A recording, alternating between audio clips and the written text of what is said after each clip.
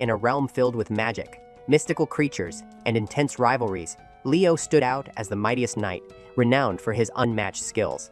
Living in a world where kingdoms clashed with monstrous armies, Leo had earned a reputation as the finest hero in the land. But one fateful day, when the Demon Queen Akida's forces launched an assault on the human kingdom, Leo was chosen to defend it alongside a group of heroes. Unfortunately, his team's talents left much to be desired.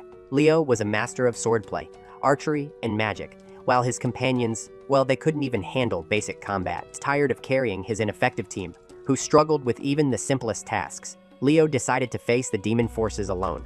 One by one, he eliminated small groups of demons, until the Demon Queen Akida dispatched her 4 elite generals to take him down. First was Edward, a warrior with dragon-like scales that gave him tremendous strength and an unbreakable defense. While Edward's brute strength and resilience posed a challenge, his one-track approach made him vulnerable. Leo quickly outsmarted him, using magic to gain the upper hand. Next, Leo encountered Emiz, a swift and stealthy assassin lurking in an abandoned chapel. She struck from the shadows, aiming to wear him down. But Leo, in the middle of casting a powerful spell, unleashed a blast that obliterated the entire building, bringing down the assassin with it. The third elite general was Lily, a wolf girl who had lost her memory after hitting her head. When she encountered Leo, she found him caring and noble, and for a while, she stayed by his side. Her memory eventually returned, and she attempted to attack him. Leo defeated her effortlessly, and impressed by his strengths, she began to admire him. Finally, there was Shua, a skilled mage. Leo countered her with an anti-magic barrier, forcing her into physical combat, which was not her strength. The result was predictable, and Leo emerged victorious. With the elite generals defeated, Leo faced the Demon Queen herself. Akida transformed into a fearsome beast, and after a fierce battle, Leo managed to overpower her. However, he saw that she wasn't inherently evil, holding back her forces from unnecessary destruction during the war. Choosing not to kill her, he returned to his kingdom, expecting a hero's welcome. Instead, he was met with fear and suspicion. One day, the king summoned him, acknowledging Leo's contributions, yet bowing to public pressure. Leo was exiled from the kingdom he had fought to protect. Now homeless and abandoned, Leo grew resentful toward the kingdom. Hearing rumors of Akida's attempts to rebuild her weakened army, Leo decided to join her side. If the world wanted to cast him out, he would turn against it. Leo soon arrived at Akida's stronghold, surprising the Demon Queen and her generals. He presented his battle experience, strategic knowledge, and the remarkable feat of single-handedly defeating her army. His loyalty now pledged to Akida, Leo joined the demon ranks, setting forth on a new path to reshape the world. Leo felt pretty confident after his pitch, believing he'd impressed the Demon Queen Akida enough to get the job. However, she wasn't having it. Akida cut him down with sharp words, reminding him he was once her army's most wanted foe. Shocked, Leo tried to win her over, pulling out his charts and explaining how hard he would work to make up for her losses. He insisted she wouldn't find a better ally than him, but Akida was done listening. In a flash of anger, she started hurling fireballs, forcing him out of her court. After getting tossed out, Leo decided to approach the 4 elite generals instead. With persistence, he managed to convince them to give him a chance. The generals agreed, but they warned him to keep a low profile and stay under Akida's radar for now. Leo stayed overnight in the castle, and the next morning, he met Shua, one of the generals. Overworked and stressed since Leo had decimated their forces, Shua had been handling nearly every critical task on her own. Curious, Leo asked to see her list of responsibilities. She handed him a lengthy scroll that left him speechless. She was handling a massive workload solo. He asked why she didn't delegate, and she admitted she couldn't trust anyone else to do things exactly as she liked. Even if she did delegate, her perfectionism would make her double-check everything, causing even more work. Leo chose one of her tasks, replenishing the mana reserves in the castle, crucial for keeping everything operational. Shua explained that only she could refill the reserves because her magic's frequency was specifically tuned to it. Anyone else's could cause the reservoir to explode. Leo simply grinned and assured her he could match his magic's frequency to hers. Impressed yet skeptical, Shua let him try. Changing into a disguise with black armor and a false name, Leo went down to the reserves. In just 30 minutes he returned, announcing the task was complete. Stunned, Shua handed him another task, but Leo, now drained of mana, lay down on the couch, activating a spell called the Magic Eye to monitor her work remotely. After an hour, Shua, impatient with his lounging, tried to nudge him up, but Leo used a gravity spell to weigh himself down, forcing her to retreat in frustration. Finally, after 2 hours, Shua lost her patience, summoning her staff and reminding Leo that she had gone against Akida's orders to give him this opportunity. Leo, feigning nervousness, tried to calm her down, but she wasn't listening. Just then, a white-haired girl entered, announcing that she had finished refilling the mana reserves. Confused, Shua demanded an explanation. Leo explained that he had quickly crafted a pendant that could adjust anyone's mana frequency to match Shua's. He'd given it to the white-haired girl, who used it to safely refill the reserves, freeing Shua from that duty permanently. He also revealed that while he had been resting, he'd analyzed all her tasks and developed a new work plan. This plan separated the duties that only Shua could handle from those that could be delegated, streamlining her workload. Overcome with emotion, Shua apologized to Leo, realizing he'd been working to help her all along while she'd assumed he was slacking.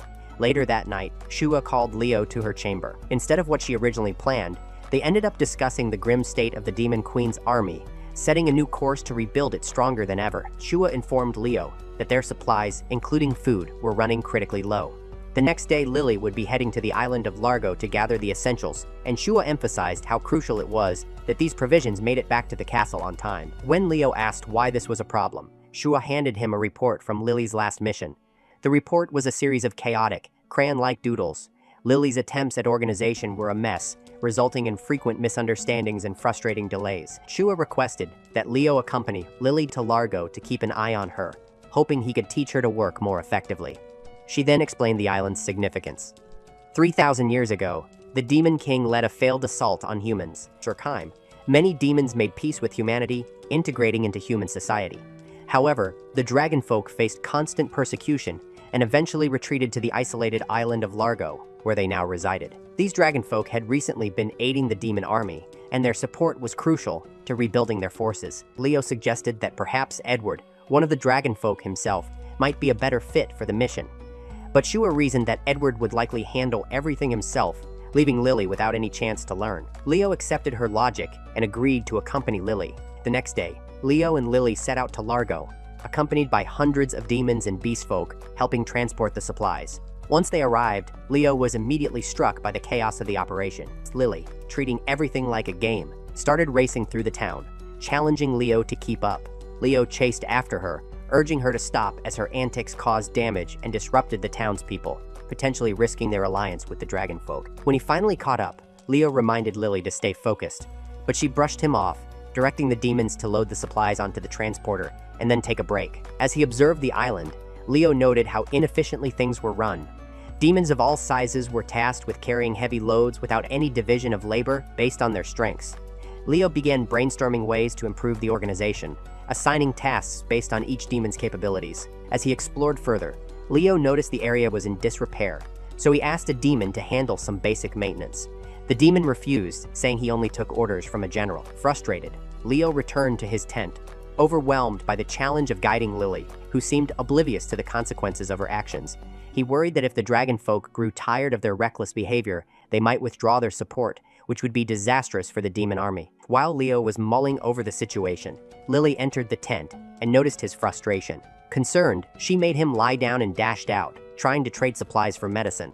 Touched by her kindness, Leo had an epiphany. He realized he could encourage her maturity with a different approach. When Lily returned with the medicine, Leo looked even more unwell, claiming he'd been bitten by a venomous snake.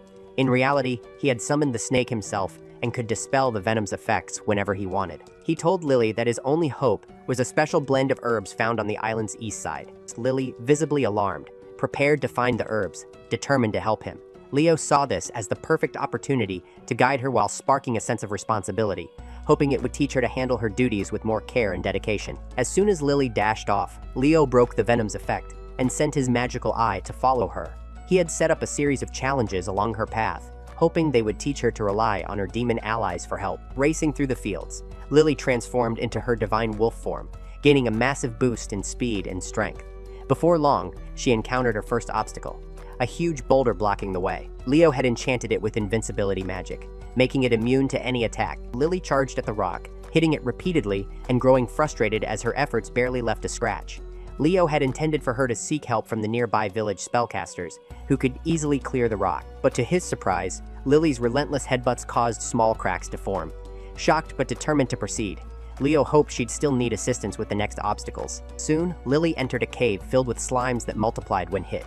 Leo had designed these creatures to only be defeated by destroying their cores. But instead of strategizing, Lily tore through the slimes with brute force, her demonic powers tearing them apart. Seeing her bulldoze her way through, Leo decided it was time to step in, disguised as a wandering bard.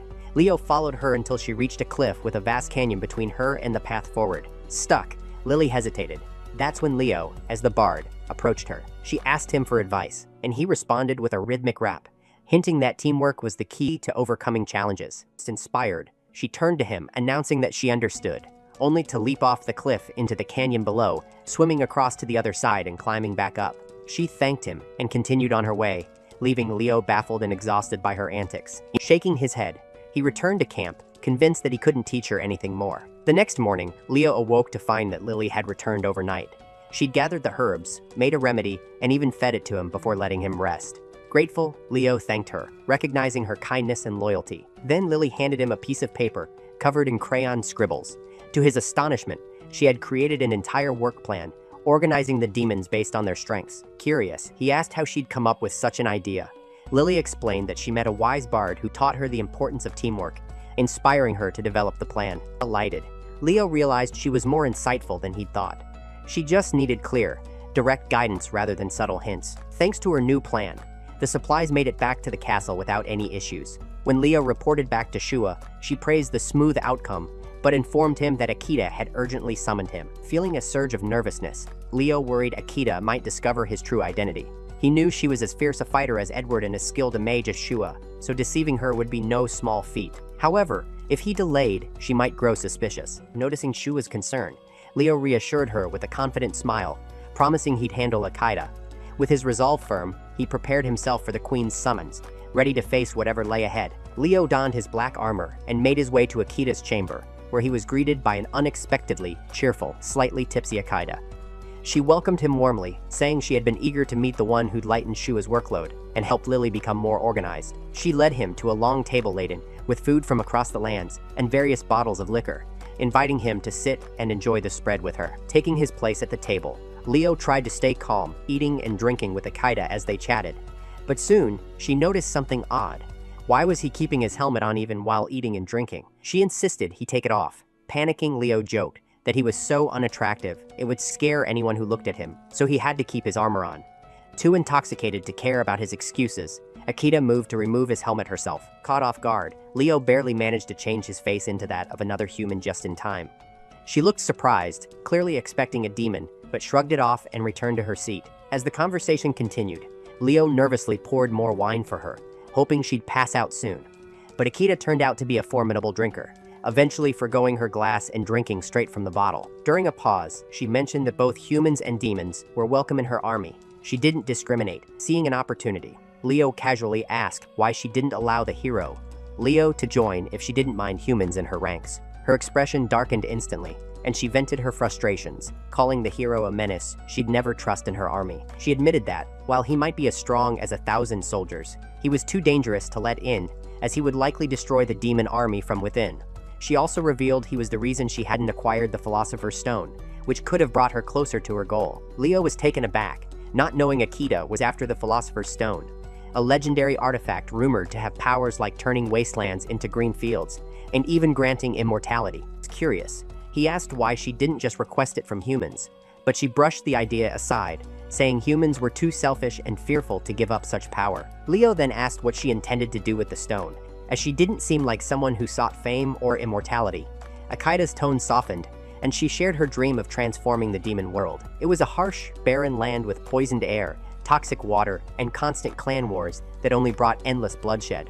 Her goal was to use the Philosopher's Stone to create a land where her people could thrive. Moved by her noble intentions, Leo felt conflicted. She had opened up to him, and he didn't want to continue deceiving her. Just as he was about to reveal his true identity, Lily and Shua burst into the room, announcing that 2 generals, Edward and Mims, had vanished. Akita was stunned. They handed her the notes left behind. Miz wrote she was going on a journey and didn't want to be followed, while Edward's letter stated he felt he had failed her and was leaving to end his own life. Quickly, Leo suggested that he go after Mims, while the others pursued Edward. Akita agreed, but as she tried to stand, she stumbled from the effects of her drinking. Taking a deep breath, she steadied herself, then released a fiery burp that instantly sobered her up. Ready and focused, she led the charge to save her missing generals. Leo raced out of the castle, following the faint magical trail left by Ems, which led him deep into the forest. Suddenly, a flurry of knives came whizzing towards him, but he dodged them just in time. Miz emerged from the shadows, attacking him fiercely. Leo held his ground, and then, in a move to calm Mrs. down, removed his helmet to reveal his identity. Recognizing Leo, Mrs. settled down, and they both sat by a fallen log. Curious, Leo asked Miz why he had run away. To his surprise, Mrs. revealed that he was, in fact, a young man, though many mistook him for a girl, which he found frustrating. Leo, raising an eyebrow, asked if this was the reason he was leaving the demon army, but Emmis clarified that it wasn't about that. In fact, the demon army was the only place he'd ever felt accepted and respected. The real reason he'd fled was that, in 3 days, he was supposed to interview candidates for spy positions. Being a self-described introvert, Mrs. overwhelmed by the idea. Trying to understand, Leo asked how Mrs. managed similar situations in the past, given his background as a former guildmaster. Miss admitted that he'd always relied on his assistant for the social side of things. With no assistant now, he'd thought about visiting various villages to practice talking to people. Leo pointed out that a demon wandering around human villages might cause more harm than good, and suggested they go back to the castle to come up with a better plan. Sims attempted to run again, but Leo, anticipating this, had already bound him with a magical chain. Reluctantly, Mrs. sat back down, giving Leo a sharp look before saying, "If you're going this far to keep me here, it's on you to turn me into a master communicator in 3 days." Back at the castle, Leo reunited with the others and asked about Edward's situation. Akita explained that they'd reached Edward just in time. He had attempted to self-checkout using a pile of swords, but due to his dragon scales, which were impervious to normal steel, he was unharmed. For now, he was under the watchful eye of his daughter to ensure he stayed safe. With Edward taken care of, Leo turned his focus back to Minz. Leo decided the best way for Miz to improve his social skills was hands-on practice.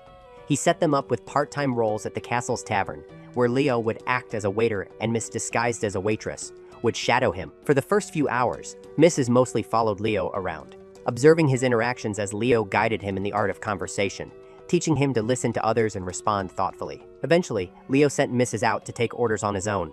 Just then, a rowdy group of wolf demons barged into the tavern, causing a disturbance. Mrs. approached them confidently and asked what they'd like. The leader of the pack demanded meat and wine in a crude manner. Calmly, Mrs. asked what kind of meat he preferred, throwing in a playful suggestion, but the leader ignored him, mistaking him for an easy target and starting to harass him. Sims had enough. Without hesitation, he locked the leader in an armbar, breaking his arm.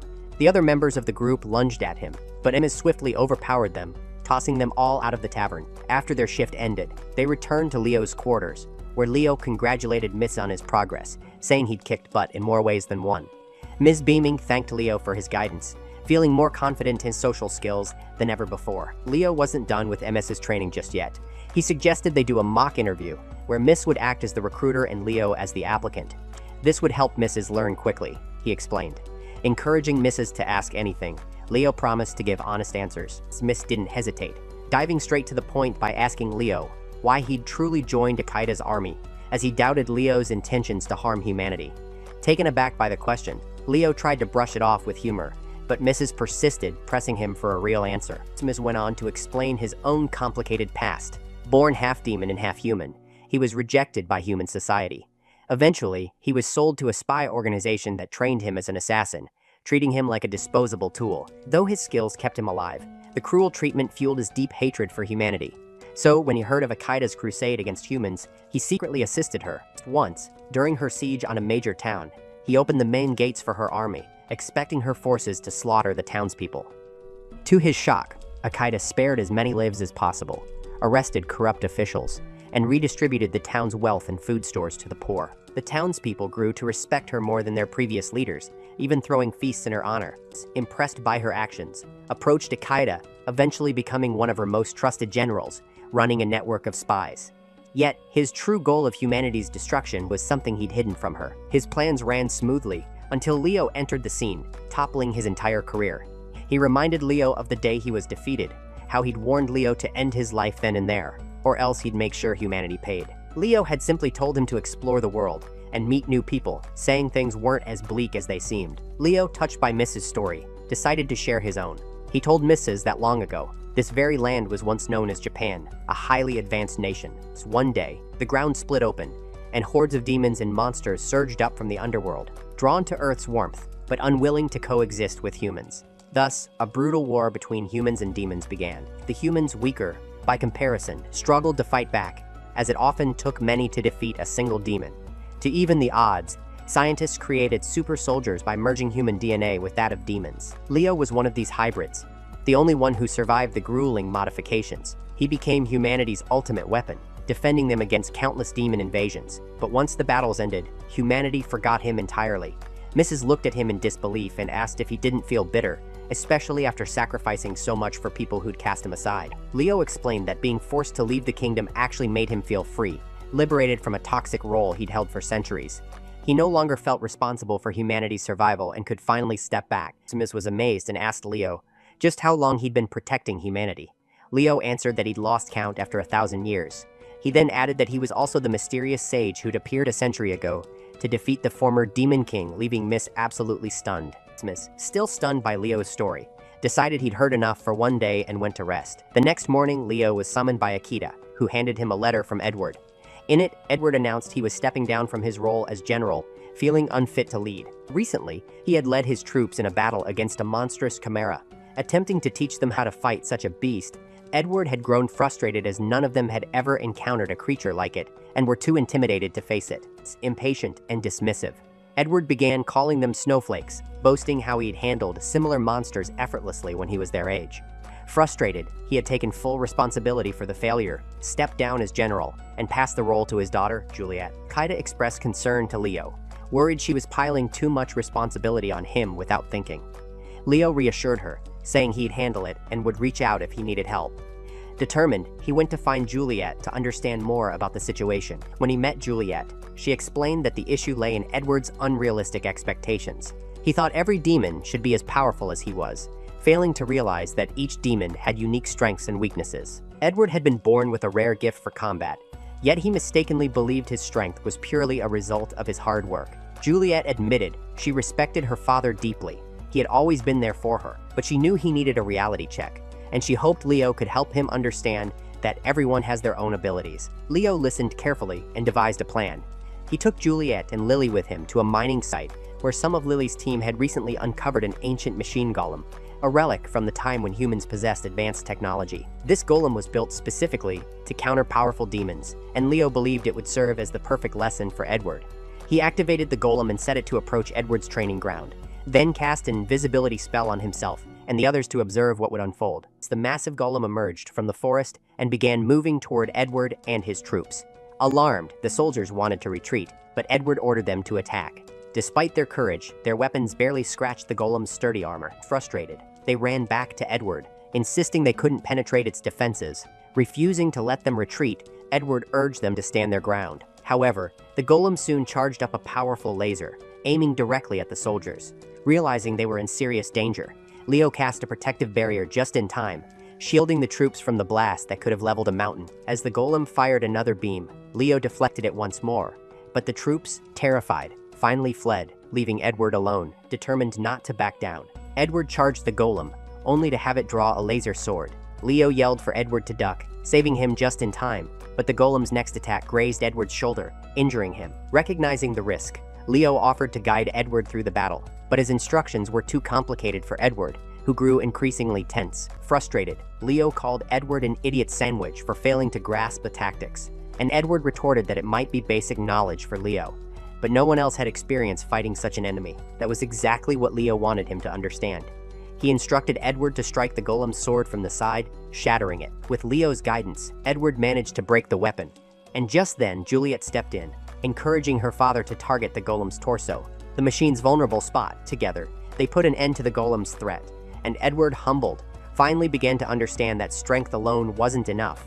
Strategy and teamwork were just as vital. Edward took his daughter Juliet's advice and thrust his weapon into the golem's torso, disabling it. However, the golem emitted a strange sound, a distress call for reinforcements. Suddenly, 3 more golems began emerging from nearby caves, heading toward the battlefield. Thankfully, Akita had anticipated this scenario and was already at the caves. Using her powerful flame magic, she unleashed a series of fiery blasts, reducing the golems to rubble before they could reach the field. Afterward, Leo spoke with Edward, explaining that he needed to focus on teaching his troops the fundamentals. Just as Edward didn't initially know how to fight a golem, his soldiers didn't understand how to handle creatures like chimeras. Leo advised Edward to concentrate on the basics, helping his soldiers become stronger and more adaptable in future battles. Realizing his mistake, Edward returned to his troops, apologized for his earlier harshness, and promised to be a more supportive leader going forward. Not long after, Leo received some unexpected news from Shu. Akita was planning to promote him. Shua added that Mrs. had told the other Elite Four members about Leo's past, and now Akita wanted to know if he'd been completely honest. Leo reassured Shua that he intended to share everything with Akita and the generals. Shua, though trusting him, cautioned him to wait for her signal before revealing his identity. Just then, Shua noticed Leo was reading a book, which he explained was one of his favorites. It told the story of a demon named Iberid, the first demon to win a Nobel Peace Prize for promoting peaceful coexistence between demons and humans. Shua remarked that even Akita was fond of that book, but it made her uneasy about Leo's impending revelation. She left to attend to her duties, and Leo glanced back at the book, lost in memories. 60 was mean of the book. Iberid appeared noble and handsome, quite different from the real demon Leo had met during the initial conflict between demons and humans. Leo remembered the moment clear. He had pointed his blade at Iberid, who insisted he came in peace, claiming that not all demons were hostile. Iberid explained that he and a few others had entered the human realm to escape the endless bloodshed in the demon world. Iberid shared a surprising truth with Leo. He explained that the Demon King had accidentally opened a portal to Earth, and overwhelmed with curiosity, many demons had migrated to this world. However, the more aggressive demons went first, immediately attacking humans and starting a brutal war. Iberid admitted he had considered returning home, but the Demon King had closed the portal, leaving all the demons stranded on Earth. He lamented that the high-ranking demons were the true villains, while those like himself suffered the consequences. At that time, Leo was a different man, cold, emotionless.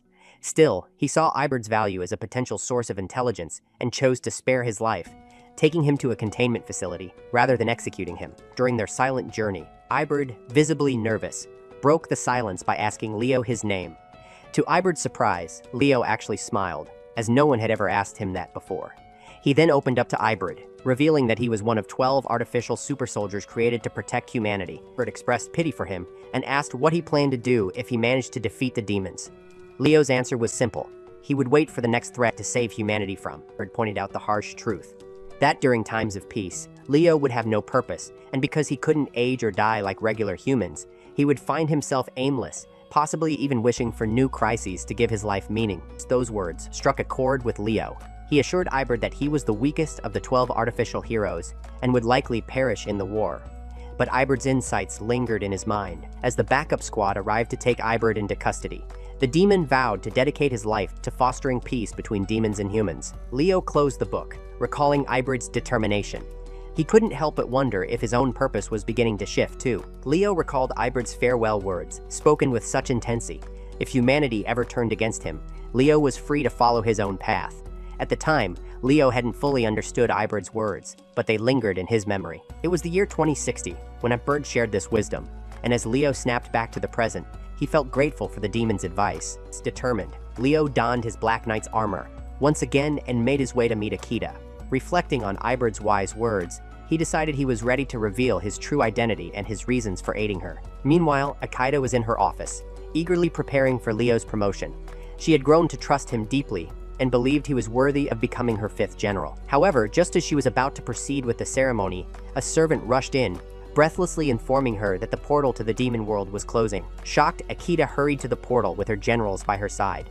They discovered that the portal was losing its stability due to a shortage of catalyst, which was essential for keeping it open.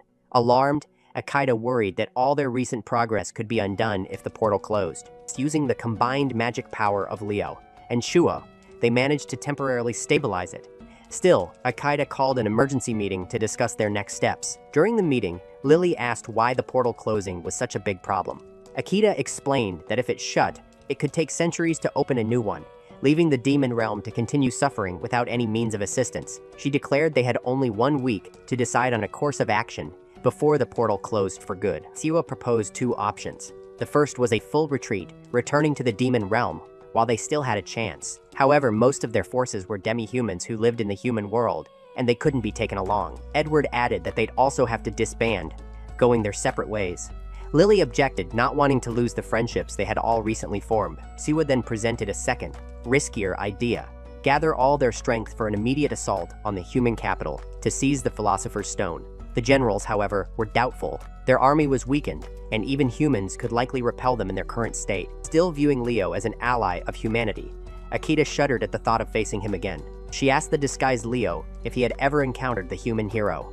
He replied that he'd only heard tales about him. Akita recounted her own experience, admitting she had once battled Leo with all her might, and lost. She described him as a monstrous force and warned that if they went to war now, he would obliterate them. Although she was unafraid of dying, Akita did not want to lead her people to certain doom. Thus, she resolved to take the safer route and ordered the army to disband, announcing that she and Shua would return to the demon realm. This news stunned everyone. Lily wanted to reassure Akita that Leo was now on their side, but Shua discreetly stopped her, preventing her from revealing anything. Akita, assuming Shua's silence was to avoid objections from the others, walked over to the window. She thanked her loyal generals for standing by her, struggling to hold back tears as she resolved to find a new way to help the demon realm. For a moment, she recalled her dream of using the Philosopher's Stone to transform the demon realm into a place where her people could thrive. She had worked so hard for that vision, rising to become queen. Yet now, it seemed hopeless. Moved by her despair, Leo stepped forward and removed his helmet. He told Akita that the Philosopher's Stone wasn't some miraculous, wish-granting artifact. Instead, it was a relic from an era of advanced technology, powered by a micro-black hole to generate limitless energy. He explained that, as far as he knew, no one truly understood how to wield its power fully. However, legend spoke of a manual that could unlock its secrets, and humans had been searching for it for centuries without success. As he approached Akita, her gaze fell on him. Though she had not yet seen his face clearly, Akita sighed, noting that even if they tried negotiating with humans to find the manual together, it would ultimately be futile. They would still need to take a Philosopher's Stone from them. She began to lose hope, but Leo interrupted, telling her that there were actually 2 Philosopher's Stones in the human world, and she only needed one. See, a flicker of hope appeared in Akita's eyes, but she hadn't yet looked directly at Leo. He told her to cut the suspense and finally turn around. When she did, she froze, stunned to see Leo himself instead of the Black Knight. With a snap of his fingers, he dispelled the armor entirely. He immediately apologized for deceiving her, explaining that he had no other way to help her and that the situation had grown too urgent for him to keep hiding. Leo then revealed that his true motive for joining the demon army was to see if the demon queen was truly worthy of wielding the Philosopher's Stone. If she hadn't been, he would have left long ago. But after spending time with her, he was convinced that Akita had the strength to bring order to the demon realm, and he was willing to help her secure the stone, as it could also ensure peace with humanity. Akita processed his words as if her mind were running on an outdated operating system. She eventually burst out laughing, realizing she'd been completely outplayed. Leo suggested she upgrade her system to keep up with him, but she responded by launching a powerful fire spell directly at him. Leo sighed, half joking that she needed to learn new tricks, as her attacks were getting predictable. Still fuming, Akita retorted that he was right. There was no way she would have spoken openly with him had she known his true identity. Leo agreed, saying that his disguise was necessary to gain her trust. Annoyed, she told him to go eat poisonous mushrooms and get lost.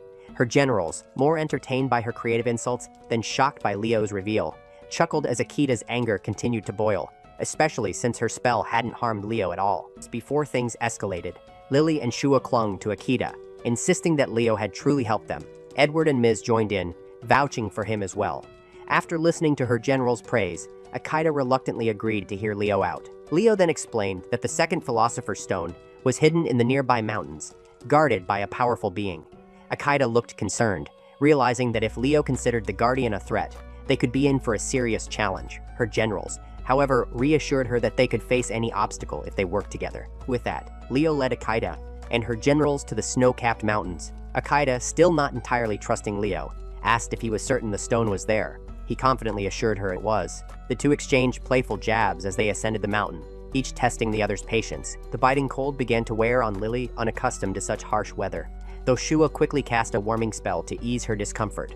Finally, Leo pointed toward the peak ahead, saying the stone awaited them there. As they walked side by side, he told Akita that he needed to discuss something important. Leo revealed that the Philosopher's Stone had been his project for years, and now that he planned to entrust it to the demons, he wanted them to understand its true nature. He explained that the stone was not a magical device that could make desserts bloom or turn water into wine, but rather a powerful energy generator. He urged Akita to seek peace with humanity once she possessed it, so that both sides could work together to find the manual and unlock the stone's full potential. Akita admitted that not long ago, she would have thought true peace with humans was impossible, but thanks to Leo, she now saw things differently.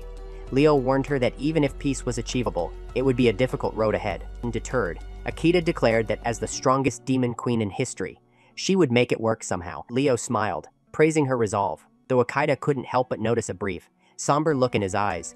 But before she could question it, Leo grinned again, teasing her that even the strongest demon queen would still be no match for him. After a playful snowball fight, Leo and Akita found themselves laughing along with the generals, who were delighted to see the two getting along so well. Amid the lighthearted moment, Akita turned serious, asking Leo how he knew about the ancient mechanical civilization, as it was said to have existed over 3,000 years ago, when demons first invaded the human realm. Leo simply responded that he'd been around since then, leaving Akita struggling to comprehend. He was an artificial bioweapon, created to fight demons, with the unique ability to adapt and improve in response to any challenge, learning new skills along the way. He revealed that he was the product of 3,000 years of hard-earned experience. Akita, finally understanding the depth of his power, remarked that if she'd known about his true strength, she'd have never dared to wage war on humanity. Leo laughed, noting that they'd have never met if she hadn't. Leo continued, explaining that he was the only one of his kind to survive, the last of the artificial heroes with a single purpose: to protect humanity.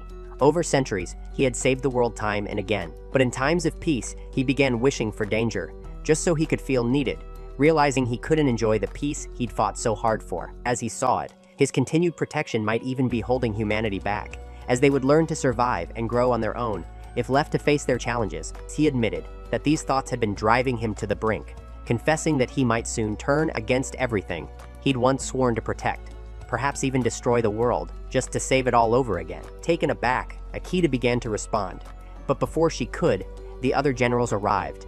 They took a moment to admire the view before asking where the supposed powerful guardian was. Leo stepped forward and made a shocking announcement. There was no guardian, for to possess the Philosopher's Stone, hidden within his heart, powering him with limitless energy. If they wanted it, they'd have to take it from his cold, dead body. The generals were speechless as Leo introduced himself one last time, not as their ally, but as the former hero who defeated the demon Queen Akita, and who now stood ready to destroy humanity if no one stopped him. Shua tried to approach, but Leo fired a warning blast, keeping her at bay. He declared that if Akita truly wanted to bring peace to both demons and humans, she would have to face him.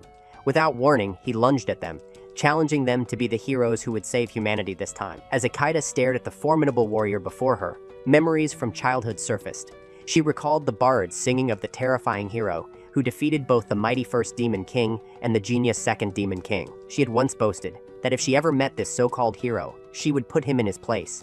But now, looking at the very legend in front of her, who had become the embodiment of everything he once fought against, she wondered how she could possibly stop him. Breaking the tense silence, Akita demanded to know what Leo meant by all this, only for him to launch an immediate attack.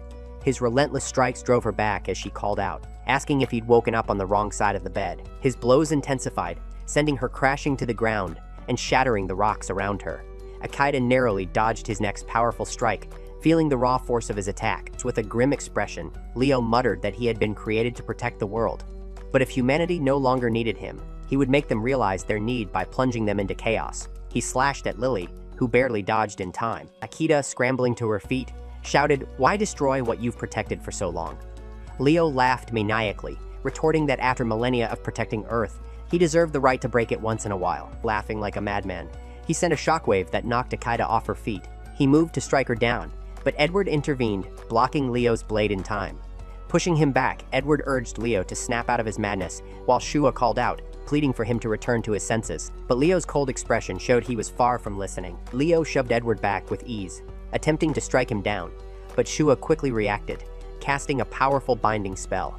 Dark energy encircled Leo, forming a cage meant to crush him from all sides. However, Leo broke free, sending Edward flying with a brutal kick to the gut. He turned to Shua, challenging her to get serious, insisting that if she wanted the Philosopher's Stone, she'd have to kill him. Shua, with a pained look, asked Leo if their friendship and all his promises had meant nothing, questioning if he'd ever cared for them. Leo responded without emotion, warning that if they didn't end him, everyone would perish. With that, he unleashed a volley of magic arrows toward Shua. Edward, despite his injuries, shielded her, taking the explosive hit on his back. As he fell to his knees from the impact, Leo lunged forward for another strike, but this time, Akita intervened, blocking his attack. Edward, weakened, struggled to rise while Shua realized Leo's intent was deadly. Leo yelled out his frustrations, venting his exhaustion with an infinite lifespan that left him without purpose, but to save humanity over and over. He complained of feeling trapped by an endless mission, unceasingly bound to protect a world that had cast him aside. In his fury, he conjured thousands of magic arrows in the sky, vowing to destroy both the human and demon realms alike. The arrows rained down, obliterating the ground around them. Akita shielded Lily and Mrs. with her barrier, while Shua protected Edward. Akita felt overwhelmed, recognizing that Leo's strength was far beyond hers, and she debated using her ultimate spell, though she wasn't certain it would work. Suddenly, Lily stepped forward, pleading with Leo to stop. She reminded him of the kindness he'd shown her on Largo, encouraging her when she'd felt lost. She told him this was her chance to repay that kindness, offering to listen to his problems if it meant they could resolve things peacefully. For a moment, Leo seemed to consider her words. He sheathed his sword, asking Lily if she truly wanted to hear his troubles. With a wagging tail, she nodded, promising to listen. But then, with a cold look, Leo revealed his greatest problem. The heroes he chose were too weak to stop him. He fired 2 magic arrows directly at Lily, shocking everyone. Akita, unable to hold back, lashed out at Leo, declaring that he was no longer a hero. No true hero would harm someone defenseless. She charged at him, her blows creating powerful shockwaves. Meanwhile, Shua began chanting a high-level spell, launching a lightning arrow at Leo, hitting him squarely.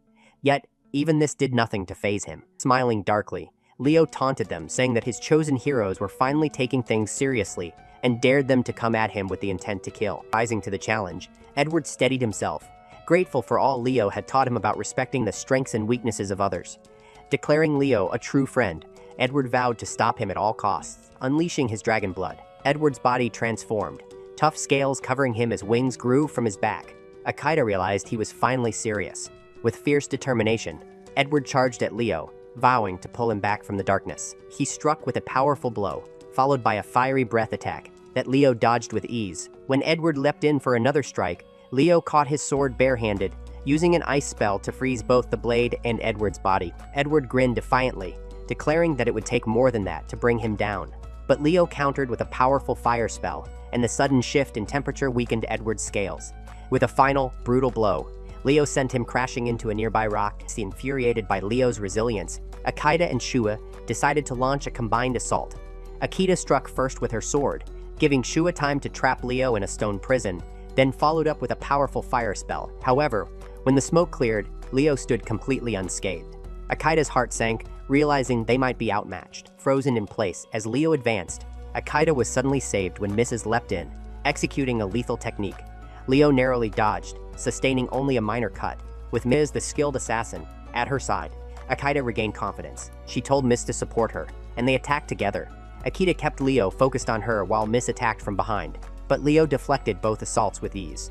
Frustrated, Mrs. demanded to know what Leo truly wanted. Leo replied coldly that he wanted someone strong enough to kill him while he was trying to save the world. Mrs. scoffed, calling his answer a lie. Taking the battle to the skies, Mrs. taunted Leo, insisting that if he truly wished for death, he wouldn't have joined the demon army and taught them about efficiency and teamwork.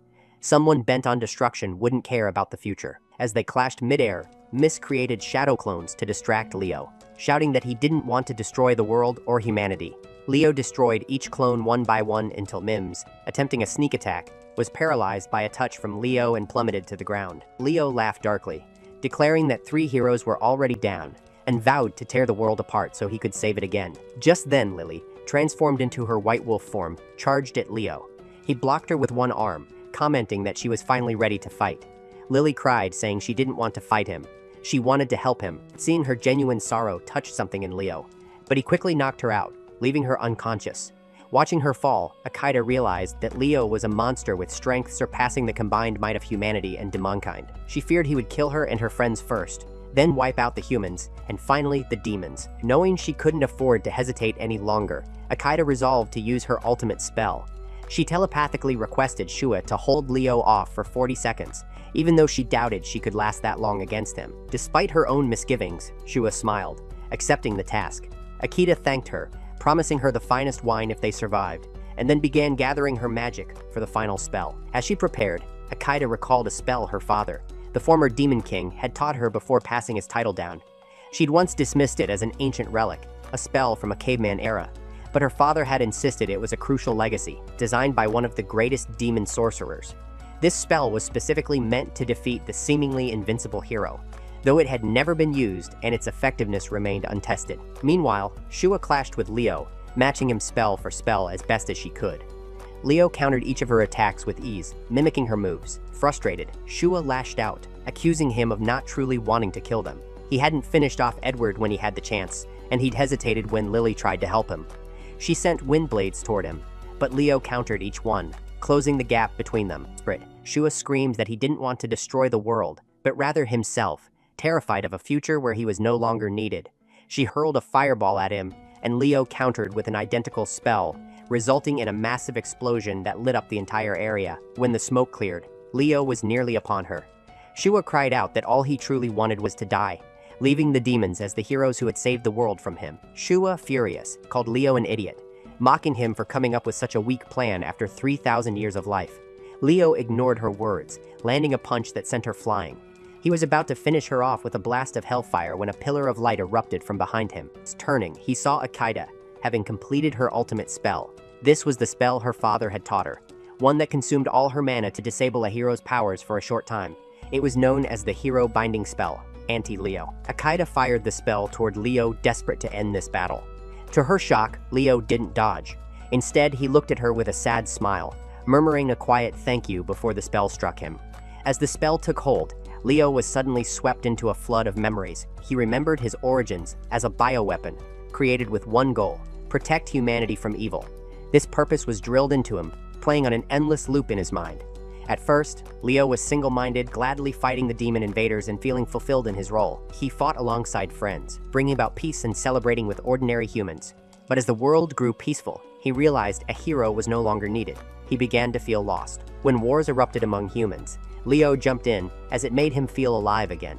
He fought in conflict after conflict, eventually cooperating with demons during brief alliances. But peace never lasted. Leo continued fighting, his hyper-adaptive abilities making him stronger with each battle. Eventually, he became so powerful that no one could rival him. He had become exactly what his creators had intended, an immortal and unstoppable weapon. But as peace returned, Leo felt emptier than ever. He found himself wishing for the world to be in peril, just so he could feel needed. Desperate, he even prayed for danger to return, knowing it was affecting his sanity. He conceived a dark plan. He would plunge the world into chaos himself, just to give it something to be saved from. Leo went to a forgotten ruin, which turned out to be the very lab where he had been created. Using his powers, he restored it to its original state and began recreating the 12 artificial heroes, agents of destruction he intended to unleash on humanity. These clones couldn't replicate the Philosopher's Stone embedded in his own heart, but they were otherwise identical. Leo commanded them to destroy humanity, giving himself a chance to play the hero one last time. But then one day, as he was preparing his twisted plan, a soldier arrived with news. The demons had launched an invasion. Leo told the soldier he would handle it. In that instant, he realized the horror of what he'd been planning. Rushing back to his lab, he found his clones nearing maturity, ready to be unleashed. Panicking, he destroyed the facility, horrified by the monsters he had nearly created. It dawned on him, then, that he was no longer a hero, but had become the very thing he had been designed to fight. A demon in spirit. The endless message of save humanity echoed in his mind, and Leo finally recognized that the evil he needed to protect the world from this time was himself. He devised a plan to end his own story. Soon after, he had set out to face Akita and her army, knowing that, one way or another, his time as a hero had to come to an end. Yet Leo had found no one strong enough to end his life, and that meant he couldn't rest. He still needed someone worthy of inheriting the Philosopher's Stone after he was gone. Then, one day, he saw the Demon Queen, Akida, commanding her troops to refrain from harming humans unnecessarily. She insisted they weren't there to wage war, but to bring change, leaving Leo stunned. Curious, he captured a demon soldier and interrogated him about Akita. The soldier told him Akida was unusual, invading the human realm not out of hatred, but to improve the demon world. Leo continued to gather information, even capturing more demons who, while finding Akida's methods unconventional, deeply respected her.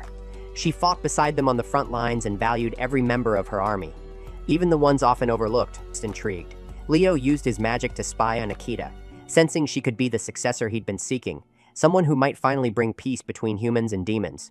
He decided to meet her, but first he wanted to test her and her generals. Leo embarked on his final journey as a hero, fighting each of the generals to understand their abilities and character, eventually reaching Akida's castle. He defeated every obstacle in his path, finally coming face to face with Akita in battle. After their fight, he decided he would join her, observing her up close to see if she was truly the one who could bring lasting peace.